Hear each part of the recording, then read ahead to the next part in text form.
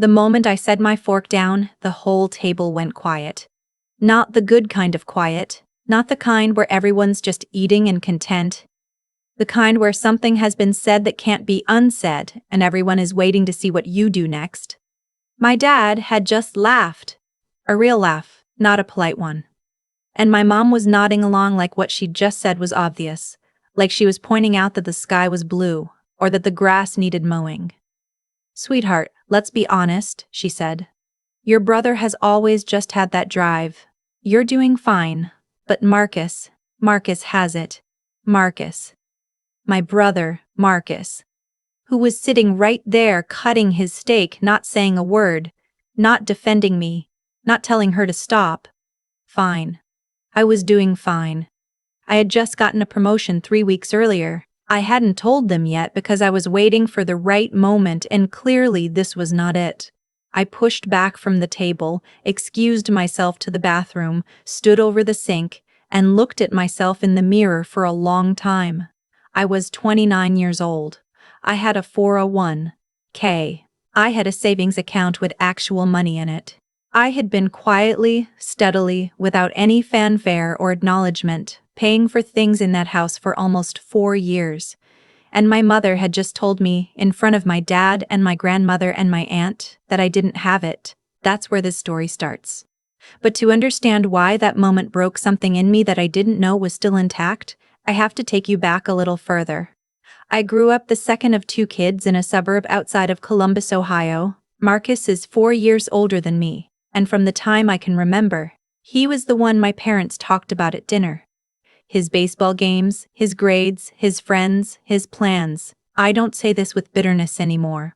I've done enough therapy to understand that this kind of favoritism isn't always conscious. My parents didn't sit down and decide Marcus mattered more. It just happened, the way water finds the path of least resistance. Marcus was the easy kid. I was the one who asked too many questions, who pushed back, who cried too much and then not at all. I was the complicated one. And somewhere along the way, I think I internalized the idea that being complicated meant being less. By the time I graduated college, Marcus had already tried 2 businesses. One was a landscaping company he ran for about 8 months before he lost interest. The other was some kind of dropshipping thing I never fully understood. Both failed quietly, and my parents talked about them like they were bold experiments instead of what they were, which was my brother spending money he didn't have and then moving back home. I graduated with a degree in accounting, took a job at a mid-sized firm in Columbus, and started making real money for the first time in my life. I felt proud. I felt like myself. I was living in a 1-bedroom apartment 20 minutes from my parents' house, and I was genuinely, actually happy. Then my dad's back gave out. He had surgery in the fall of my 2nd year working, and between the medical bills and the time off and the fact that my mom had gone part-time to help take care of him, things got tight at home. Really tight. I found out one Sunday when I went over for dinner and saw the stack of envelopes on the counter, the kind you don't open because you already know what's in them. I didn't ask. My mom didn't say anything. But I went home that night and I transferred $500 into their account and texted my mom that I'd sent something to help with the week. She called me and cried. I told her it was fine. It wasn't a big deal. That was the beginning. What happened over the next 4 years is something I've tried to explain to people, and I always lose them somewhere in the middle. Because on paper, each individual thing sounds almost reasonable. It was only when I looked at all of it together that I understood what had been happening. After the surgery bills, there was the water heater. It broke in February, and Marcus was between jobs. He'd been doing some contract IT work that had dried up. So he was living at home again. And between the 4 of them, they didn't have the $1,200 for the replacement. I put it on my credit card. My dad said he'd pay me back when his next check came in. He didn't. I didn't bring it up because I didn't want to make him feel bad. After the water heater, there was the car. My mom's Civic needed new brakes, and then the check engine light came on and the mechanic said it was the catalytic converter, $3,800. I paid half. I told myself it was a loan. I kept a note in my phone. The note got longer. There was the month my parents' electricity was about to be shut off, and I called the utility company directly and paid the past due balance, $412, on my lunch break. I didn't tell them I'd done it. I just did it and didn't think about it. There was the time Marcus needed new tires because he'd gotten a job offer 40 minutes away and he needed the car to be safe, he said. $360. I Venmo'd him. He sent back a thumbs up. There was my grandmother's birthday dinner that I offered to host at a restaurant, which turned into me picking up the check for 9 people. Because when the bill came, everyone at the table just looked at their phones. $280. I can tell you the exact numbers because I kept that note in my phone. Every single transaction, going back 4 years. I added them up exactly once, in January, sitting on my bathroom floor after a glass of wine, and then I closed the app and didn't look at it again for 6 months. The total, as of the day everything fell apart, was a little over $22,000. I want to be clear about something. I was not poor. I was making good money. I was living within my means. I had savings. I was not suffering. But $22,000 is $22,000. That's a down payment. That's a year of my life. That's the emergency fund I kept having to rebuild because every few months something would come up and I would quietly, automatically handle it. And not once in 4 years did my parents say, "We don't know what we'd do without you." They said that about Marcus all the time. When he finally got the IT job and started contributing a little to the household, my mom called me and said, "Your brother is really stepping up. He's such a good son." I said that was great. I got off the phone and sat in my car in a parking garage for about 15 minutes. The dinner where my mother said I didn't have it was in late spring. Marcus had just announced he was starting another business, this time a pressure washing company he'd seen someone talk about on YouTube. He had a whole plan. My dad looked at him like he'd just said he was going to the moon. I'd been promoted to senior associate at my firm 2 months earlier. I hadn't mentioned it because there never seemed to be a moment that was about me, and I'd gotten used to that. At the table, someone asked Marcus what his startup costs were going to be, and he mentioned he might need to ask the family for some help getting equipment. My mom said, "Of course." My dad said, "Whatever you need." And then my mom looked at me and said something like, "You know, Marcus has always been the entrepreneurial one. He's got that drive." And my aunt said something agreeable. And then my dad laughed. And then my mom said the thing about how Marcus just had it, about how I was doing fine. Fine. I went to the bathroom. I looked in the mirror. I came back to the table and finished dinner. On the drive home, I made a decision so quietly I almost didn't notice I'd made it. I was done. Not done with my family. Not done loving them. Just done paying for things without being asked. Done covering what I could see but wasn't supposed to see. Done waiting for someone to notice the water heater I'd replaced, or the electricity I'd saved, or the $280 birthday dinner I'd put on my visa. I was done being fine. The call started about 3 weeks later. My mom asking if I could help cover some of the pressure washer equipment for Marcus's new venture. Just a loan, she said she'd pay me back. I said I was sorry, I couldn't right now. I had some things I was sorting out financially. There was a pause, a long one. Then she said, "Oh, okay." In the voice that means it is not okay. A week after that, my dad texted me about the property tax bill. They were 3 months behind and the county had sent a notice. He wanted to know if I could help with part of it. I texted back that I was so sorry, I genuinely couldn't do it right now. I said I hoped they could work something out. He didn't respond. Marcus called me about 2 weeks after that. He said he'd heard I was going through something and he wanted to check in. I told him I was fine, actually. Really fine, I said. Not doing fine. Fine? I laughed a little and he didn't know what to do with that. He mentioned the pressure washer. He said he'd seen this kind of machine online and it was a really good deal, and if he could just get the first one, he could start booking jobs right away. Just $2,000. Just to get started. I said, "Marcus, I love you, and I can't do that." He said okay, and the conversation ended quickly after that. I want to tell you I felt light. I want to tell you I felt light. I want to tell you it was an immediate relief. But the honest answer is that I felt terrible. I felt like I was being selfish and cold and that I was watching my family struggle from a distance and choosing not to help, which is a horrible feeling even when you know, even when you intellectually understand, that you have been the only one helping for 4 years and that not helping right now is not the same as abandoning them. My therapist calls it the guilt that outlives the function.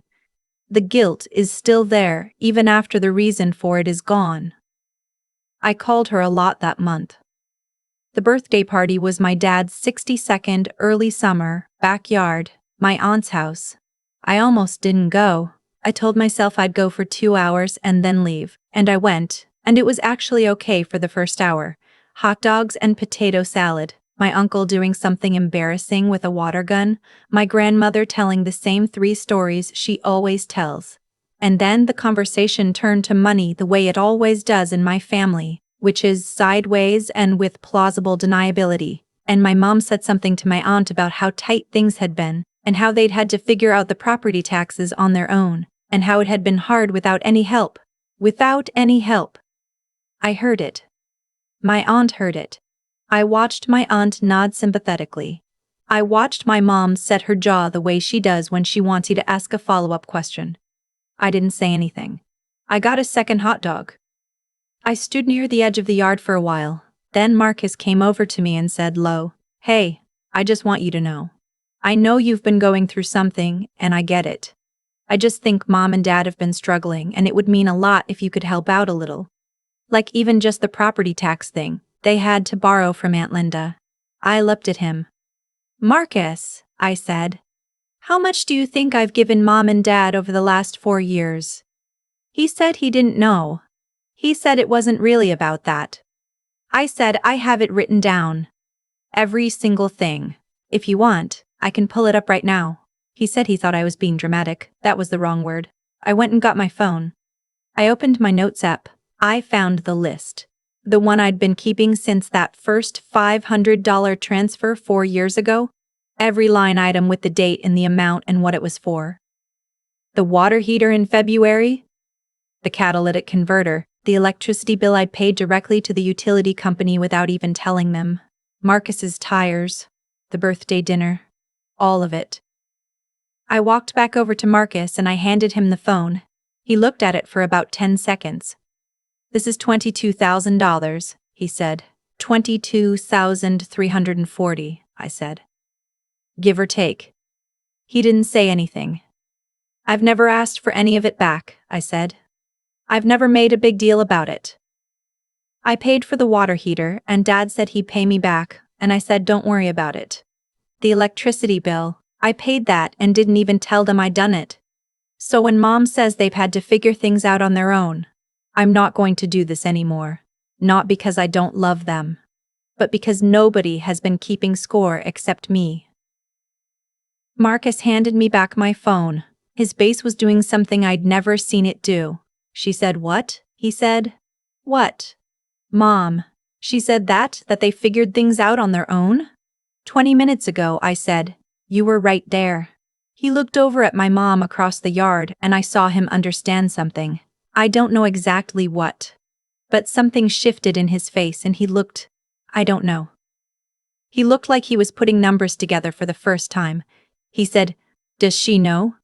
All of this, does she know?" "She knows some of it," I said. "She knows I've helped, but she doesn't know the number, and apparently she forgot."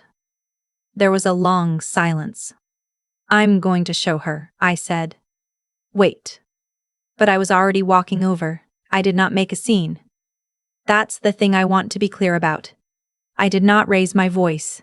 I did not cry, which surprised me, because I had cried about this more times than I can count in private. I walked over to where my mom was sitting with my aunt and I crouched down to her level and I said quietly, "Can I show you something?" She looked at me like she wasn't sure what was happening. I handed her my phone. The notes app. The list. She looked at the first entry. The date. The amount. What it was for. Then she scrolled down a little. Then a little more. I watched her face. It was one of those moments where you can see someone's understanding of a situation shift in real time, like watching someone realize they've been reading a map upside down. She got to the electricity bill, the one I'd paid without telling her, and she stopped scrolling. "You paid this," she said. "Without telling us." "Yes." "Why didn't you tell us?" "Because I didn't want you to feel bad." She scrolled a little more. I watched her reach the total. I didn't say the number out loud. I didn't have to. She looked up at me and her eyes were full of something, not quite guilt, not quite surprise, something more complicated than both of those things. She said my name in a way she hadn't said it in a long time. I said, "I'm not showing you this to make you feel bad. I'm showing you because I heard what you said to Aunt Linda, and I need you to know that that's not the truth. And I need you to understand why I haven't been able to help lately. It's not because I don't love you, it's because I've been pouring out of an empty cup for a long time." My aunt excused herself to get another drink. Smart woman. My mom didn't say anything for a long time. Then she said, "I didn't know it was that much." "I know," I said. "That's why I'm telling you." Marcus had come over by then. He was standing a few feet away, quiet. My dad was across the yard talking to my uncle, unaware any of this was happening. My mom said, "I'm sorry for what I said at dinner. About the drive, about you being—" I shouldn't have said that. "No," I said. "You shouldn't have." "I'm sorry." I believed her. I actually believed her, which was not something I expected to feel in that moment. Things didn't fix themselves overnight. I want to be honest about that, because I think stories like this have a tendency to wrap up too cleanly, and the truth is that families are slow. Change in families is slow. Trust is rebuilt in small, boring, incremental ways, not in a single backyard conversation. My dad found out later that week. My mom told him. He called me and he was quiet for most of the conversation, and then he said, "I'm proud of you, you know. I should say that more." It wasn't an apology exactly, but it was something. Marcus actually got one job with the pressure washer before he decided it wasn't for him. I did not fund the pressure washer. He bought it himself on a payment plan. He complained about it exactly once and then dropped it. My mom and I have had 3 real conversations since the birthday party. Real ones. Not the surface level everything is fine kind, but the kind where we're actually talking about something. She told me that she never meant to make me feel invisible. I told her I believed her, and that it had still happened. She said she understood. The list on my phone. I haven't added anything new to it. Not because I've stopped caring about my family, but because I took it off autopilot. If someone needs help, I think about it. I decide consciously. I say yes or no, and I mean it either way. It's the difference between giving something freely and hemorrhaging something without realizing you're bleeding. That's the part nobody talks about in these situations. The slow leak, the way it happens so gradually that by the time you add it up, you're shocked by the number, even though you were there for every single transaction. You said yes so many times it stopped feeling like a choice. And then, one day, someone calls you fine, and something in you breaks open and you realize, no. Actually, not fine. It took me a while to say the thing I'm going to say now, because it felt disloyal and I spent a long time worrying about being disloyal. But I'll say it because I think someone out there needs to hear it. Your love for your family is real, and your limits are also real. Those 2 things can exist at the same time. You are not a bad daughter for having a savings account. You are not selfish for knowing the number. You are not cold for showing someone the list. You are just someone who finally decided that being loved quietly from the outside was less important than being seen clearly from within. I'm still not sure exactly when I became the person who keeps meticulous notes on her phone and crouches down at birthday parties to hand her mother a 4-year accounting. That's not who I thought I was gonna be. But I'm more okay with her than I ever was with the one who is just doing fine. I've thought a lot about why I kept that list on my phone for 4 years without ever planning to show it to anyone. I think the honest answer is that I kept it because some part of me needed proof. Not for them, but for myself. On the days when I felt like I was disappearing, when I just transferred money I'd spent months saving and my mom called to talk about what Marcus was doing next, I would open that note and scroll through it. Not with anger. Just to confirm that I had been there, that I had shown up, over and over, in the quietest ways I knew how, and that it had been real even if nobody else acknowledged it. That's something I didn't understand when I was younger. That the things you do in silence still count. They count for you, even when no one else is keeping score. But here's the other side of that. The part I had to learn the hard way. Silence is not the same as selflessness. For a long time I told myself I was being generous, being humble, being the kind of daughter who doesn't make everything about money. And some of that was true, but a lot of it was something else. A fear of being seen as difficult, as ungrateful, as the one who makes a big deal out of things. I had been trained, the way a lot of people get trained, to make myself small and call it virtue. What I did at my dad's birthday party, walking across that yard and crouching down and handing my mom my phone, was not about revenge. I know it might read that way and I understand if some people see it like that, but it wasn't. It was the first time in 4 years that I told the truth out loud in a room with my family in it, that's all. Just the truth, with a timestamp. And what happened after the truth was told is the thing I keep coming back to. My mom didn't crumble. My dad didn't disappear. Marcus actually surprised me. The relationship didn't end. It shifted. Slowly, imperfectly, in the way that real things shift, not the way they do in movies. But it moved, and it moved because I finally stopped absorbing everything in silence and started being honest about what was real. There's a kind of intelligence that doesn't show up on any test or resume. It's the ability to look clearly at your own life, at the patterns you've fallen into, the habits you've mistaken for love, the ways you've let other people's comfort become more important than your own integrity, and to name what you see without flinching. That's harder than it sounds. It took me 4 years and a notes app and a birthday party I almost skipped to get there. The choices we make accumulate.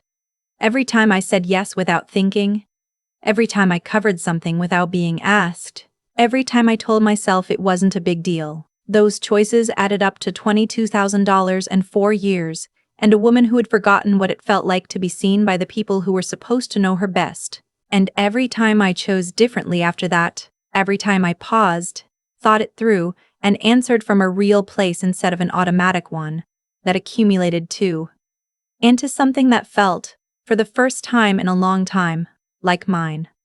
I'm not the person who was just doing fine anymore. I'm something else now. Something quieter and more solid and a lot harder to overlook.